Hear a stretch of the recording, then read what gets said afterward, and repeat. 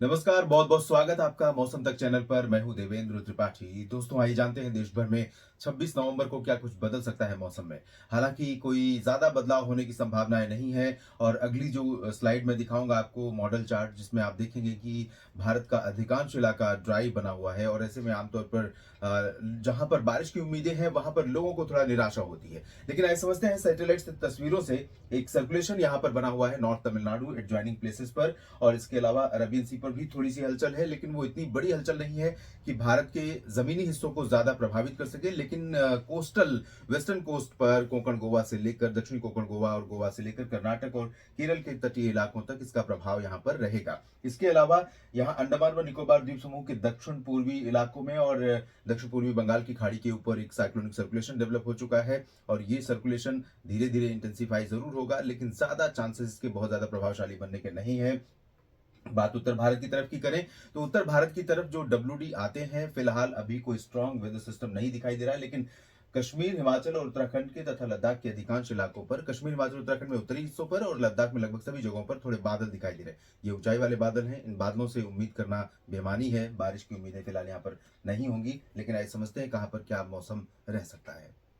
अगर हम शुरुआत करें उत्तरी भारत के क्षेत्रों से ही, तो यहाँ पर पूरी तरह से साफ और शुष्क मौसम की उम्मीदें लगातार बनी हुई है। वजह यह है कि स्ट्रांग वेदर सिस्टम और भारत की तरफ होकर जाने वाले वेदर सिस्टम वेस्टर्न डिस्टर्बेंस के रूप में फिलहाल नहीं आ रहे हैं पश्चिमी दिशा से। और जो सिस्टम आ भी रहे हैं, इनको आप देख सकते हैं कि थोड़ा सा इनका जो ट्रैक है वो थोड़ा उत्तर की तरफ है। यानी कि भारत के जो उत्तरी सीमावर्ती रीजन है, इन भागों से दूर से होकर गुजर रहे हैं, जिसकी वजह से उत्तर भारत के पहाड़ों पर या मैदानी इलाकों पर मौसम में तब्दीली नहीं हो रही है। और पिछले कई दिनों की तरह ही शुष्क मौसम यहाँ पर बना हुआ है और आगे भी बना रहेगा। उम्मीदें नवंबर तक बारिश की नहीं है, लेकिन जम्मू कश्मीर में श्रीनगर समेत तमाम शहरों में, चाहे वो हिल स्टेशन हो या लोअर रीजन हो, जम्मू संभाग के सभी जगहों पर तापमान में गिरावट हो रही है। और आज श्रीनगर में सामान्य से तकरीबन 2 डिग्री नीचे पारा रिकॉर्ड किया गया, जिसके चलते श्रीनगर में शून्य से 2 डिग्री नीचे रिकॉर्ड किया गया, जिससे फ्रीजिंग पॉइंट पर पहुंच गया है। और यहाँ पर जो पानी है वो धीरे धीरे जमने लगा है और लोगों के लिए बड़ी मुसीबतें, बड़ी मुश्किलें शुरू हो चुकी हैं।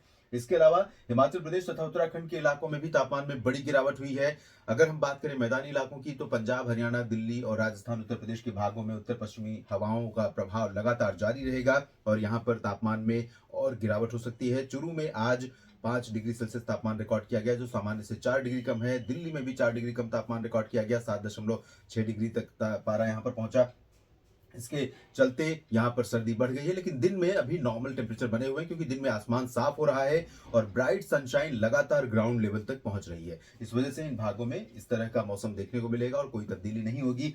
मध्य भारत की तरफ चलें तो मध्य प्रदेश के अधिकांश जगहों पर उत्तरी हवाओं का असर रहेगा, लेकिन जो खरगोन, बैतूल और जबलपुर के दक्षिणी हिस्से हैं, ये वाले, इन भागों में हवाओं का रुख बदला हुआ है। बंगाल की खाड़ी से हवाएं आ रही हैं। ये हवाएं थोड़ा आर्द्रता लेकर आ रही है, तो यहाँ पर टेम्परेचर में बढ़ोतरी होगी। मिनिमम टेम्परेचर, मैक्सिमम थोड़ा सा गिर सकता है, लेकिन बहुत ज्यादा चेंजेस नहीं होंगे। आधे डिग्री या 1 डिग्री का अंतर आएगा। उत्तरी मध्य प्रदेश के क्षेत्रों में ज्यादातर जगहों पर नॉर्मल से नीचे तापमान लगातार रिकॉर्ड किया जाएगा। गुजरात में भी तापमान सामान्य से नीचे रहेगा। छत्तीसगढ़ और उड़ीसा पर उत्तरी हवाओं का असर फिर से अब बढ़ेगा, क्योंकि सिस्टम माफ कीजिएगा, जो सिस्टम यहाँ पर था वो धीरे धीरे आगे मूव कर रहा है और इसका असर जो पूर्वी तटीय इलाके हैं इन भागों पर कम हो रहा है। तो छत्तीसगढ़ और उड़ीसा के जो दक्षिणी हिस्से हैं, इन भागों को छोड़कर बाकी जगहों पर उत्तरी हवाओं का असर यहाँ पहुंचेगा, तो यहाँ पर तापमान फिर से गिरेंगे। और उड़ीसा में कई शहर ऐसे होंगे जहां पर काफी प्लेजेंटली कूल वेदर हो सकता है। दक्षिणी भागों में बारिश की गतिविधियां वैसे बहुत ज्यादा हो भी नहीं रही है और आगे भी होंगी नहीं, लेकिन केरल और तमिलनाडु में थोड़ा सा बारिश इंक्रीज कर सकती है।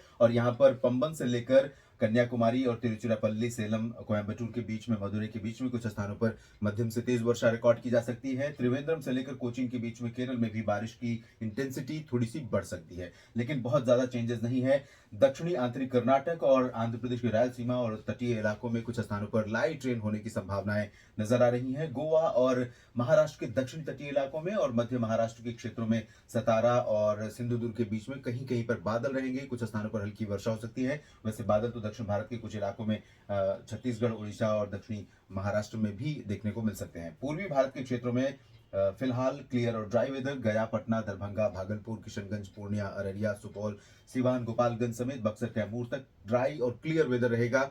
दिन में धूप और रात में मौसम ठंडा, ये मौसम यहाँ पर रहेगा। रांची, जमशेदपुर, दुमका, देवघर, डाल्टनगंज में भी यहाँ पर शुष्क और साफ मौसम की संभावना है और कोलकाता समेत पश्चिम बंगाल में भी शुष्क मौसम लगातार बरकरार रहेगा। पूर्वोत्तर भारत में भी बारिश की उम्मीदें बिल्कुल नहीं है, क्योंकि इस समय नॉर्थ ईस्ट मानसून का सीजन होता है और यहाँ पर बारिश की उम्मीद तब बनती है जब कोई सिस्टम यहाँ पर बने और पूर्वोत्तर भारत की तरफ आगे रुख करे। इस वीडियो में इतना ही। लगातार बने रहिएगा मौसम तक चैनल के साथ। आपको अपडेट करूंगा कि अगला WD जब आएगा उत्तर भारत में तो कब आएगा और किन किन राज्यों में उसके प्रभाव से बारिश होगी और जो सर्कुलेशन बंगाल की खाड़ी में बन रहा है आखिर उसका डेवलपमेंट किस तरह से हो रहा है।